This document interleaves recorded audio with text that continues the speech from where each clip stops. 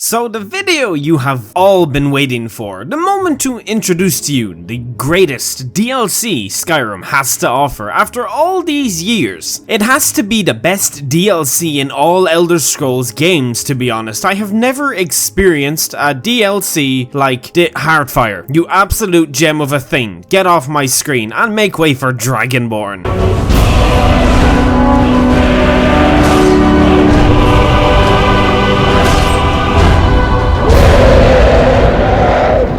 So as you can see, the best DLC in Skyrim has to be Dragonborn. When video games are released to the world, I want to get my absolute full money's worth out of it. I follow a strict module where I spend €70. I get €1 per 1 hour, so roughly around 70 hours of gameplay. I tend to get my money's worth out of most games. Not so much, some, but most, I do. When I experienced and finished Skyrim, Miraak, what are you doing? This video isn't about you. Get out of here. No, bad cat. Not today. I will have none of this. As I was saying, Skyrim released and gave me my full money's worth, but then the DLCs came out and I was just amazed by the sheer amount of content I had to do inside of Skyrim. Dawnguard brought about a great quest line with one of my favorite NPCs of all time within the Elder Scrolls world. Hearthfire was, I don't like Hearthfire. It's just, no, stop it. But Dragonborn, that's a DLC worth investing into. For a measly $15 to $20, you get a brand spanking new map to explore, a bunch of new hostile enemies to take on, you get new armors, new weapons, new houses, some reappearances of awesome Morrowind NPCs, werebears. We get goddamn werebears. What's better than werebears? It's certainly not Miraak. See, he won't show me this hidden power he keeps telling me he has. Turn into a Miraak, so. Show us, Miraak. No, I thought so. Now give me that hat. You do not deserve it. So let's talk about some stuff from the greatest Skyrim DLC the world has ever seen, and let's just go into it randomly, see what we come across, talk about it and whatnot. I don't know. Is life like lemonade? Probably, but you are all just pawns in Todd's little game, and one day when you leave this plane of existence, he's gonna come and swoop up all of your souls, and what will you do then? Nothing stops the wrath of Todd the God.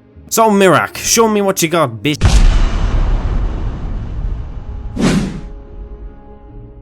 Right, so Dragonborn, the last released DLC in Skyrim's timeline after Hearthfire, concluding the adventure of the Dragonborn. Let me tell you a little about this mofo. It was the expansion to Rule All, the big one that Bethesda Game Studios would release and finalize the end of our hero's story, and also making the Elder Scrolls lore once again inconsistent. Who's Dragonborn a bitch to? I have no idea. Probably Hermapple's morphine here, but only the Elder Scrolls 6 will probably give us an answer in the long run. For maybe hopefully a lot of things, we might get answers on Jigga Lag, some other weird stuff, dragon breaks. What are they? Nobody knows. So you, the Dragonborn, are heading to the remote island of Solstheim near Morrowind because Morrowind's been destroyed, and Skyrim were all like, here Dunmer, have this island, and yeah, but that houses the Dunmer to discover that living on a remote island after having your home destroyed proves to be harder than you think. But anyway, there's this long forgotten foe that's returned and is enslaving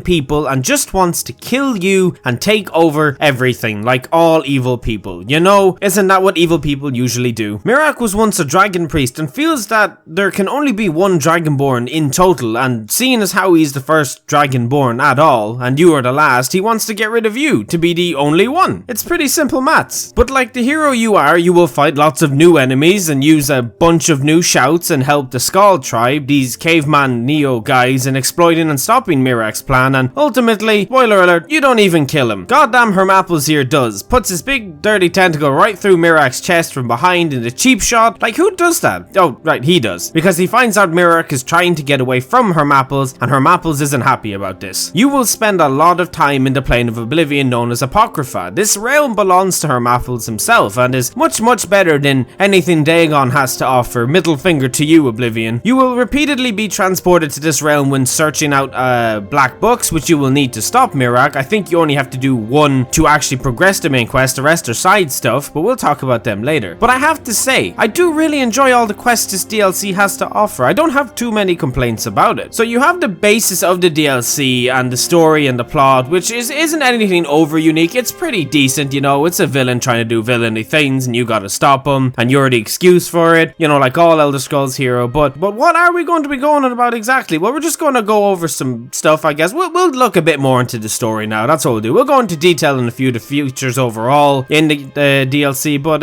let's start with the story. I think I have a little bit of gallivanting with it. You know, a few things we can discuss with it.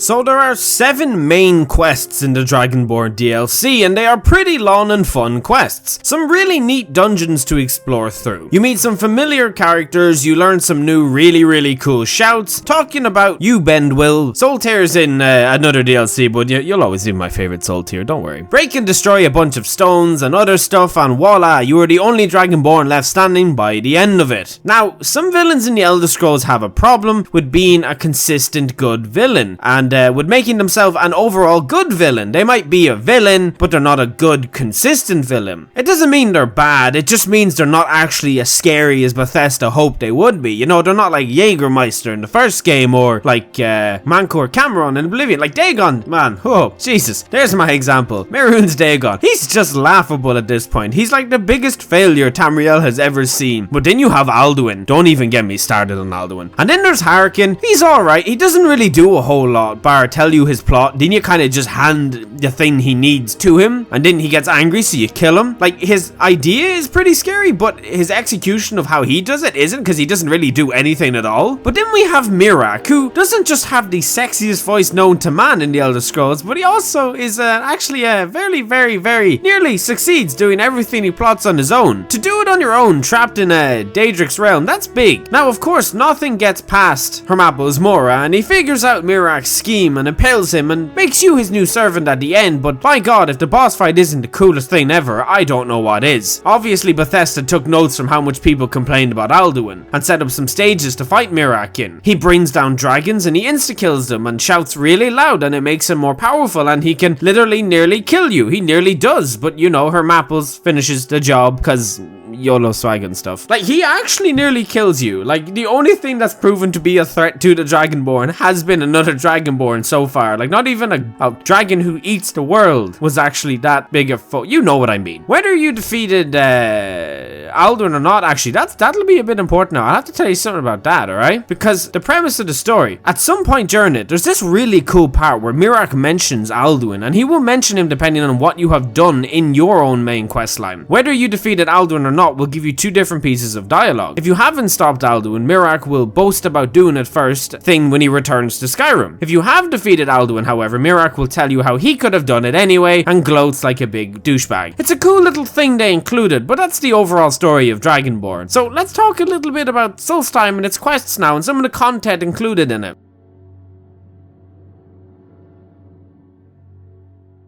So other than the main quest, we have a bunch of side quests to do. Particularly important ones lie in the Black Book category. Outside of the main one you have to do during the main Dragonborn questline, there are 4 more Black Book quests that you can finish on your own time. Once you get around to finishing them, you will have some other quests in different locations. These Black Book quests will always be at the end of a tomb or a dungeon of some sorts, and you'll be transported to some section of Apocrypha, and then you'll go through it. It'll be a chapter. It's really cool. You should do them all. Trust me, it's fun. You'll have some quests outside of that, of course, in other places. You'll have quests in Ravenrock, the place you arrive in. Quests in Skull Village with all the nomadic tribe. Some in Tel Mithrin, if I pronounce that properly. I don't know, man. Morrowind banter. And other side quests in random parts around Solstheim. You might remember some particular ones, like there's one I mentioned earlier, the Deathbrand quest, or the fight you have with the Ebony Warrior at level 80. Oh wait, I didn't mention Deathbrand, but I will. Ooh, just did. See what I did there? No, you didn't. Be it whatever you do, the quests are there, and there is a lot to do in the DLC itself. You will get your money's worth. If you enjoy questing, dungeon crawling, and all that shenanigans, like if you like killing things, and I mean lots of things, like there's a lot of things to kill, you'll like Dragonborn. Like if you're bloodthirsty, you need this. Hearthfire doesn't say that. No, you want Dragonborn. You just want to go up to these bandits who have families and probably kids of their own who are just trying to live off the harsh lands of and you just take their head. Just sell it. I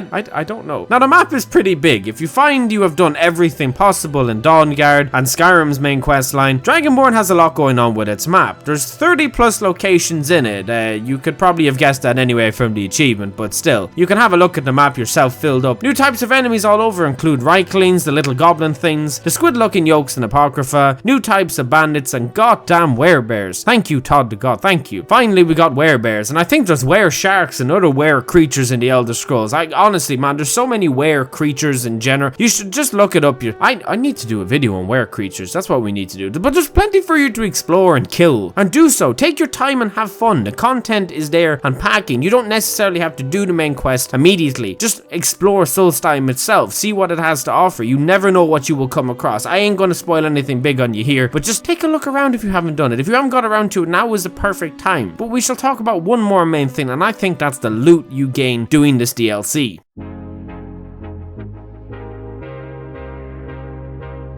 Man, one of the things I absolutely adored about this DLC had to be the amount of loot you could get throughout it. It was intense. Like, I've played a lot of Skyrim's main game, and there's some specific places which have a ton of loot, which is just incredible. You can come to Solstheim around level 10. It's really easy to grind to level 10 if you try. Trust me, just pick one skill, specifically a magic skill, maybe conjuration or something. Just keep spamming spells and waiting, letting your magic. Just do it. Trust me, you'll get to level 10 in no time. Once you get to Solstheim, grab some side quests. Jot the difficulty down as much as you need to, just until you exploit the game for its unnecessary easiness at novice, and explore, and you will come across some pretty heavy filled loot interiors guarded by bandits and monsters everywhere. Remember, you like killing, so you're getting the benefits here. The Reiklings seem to really like hoarding treasure for some strange reason or another. Wherever I found Reiklings, I found new money for me and a source of income that really helped in my travels across Skyrim. One of the greatest things you could ever own